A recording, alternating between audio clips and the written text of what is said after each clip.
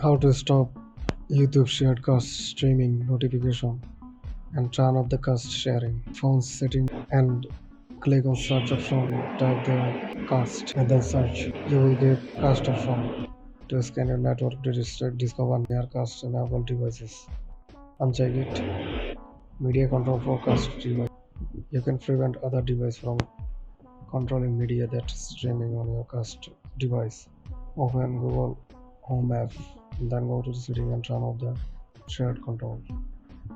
Click on that Get Google Home and install the Google Homecast that is streaming on my Gmail account automatically. Go to its settings, go to the devices, you will get your cast. Click on it and stop casting.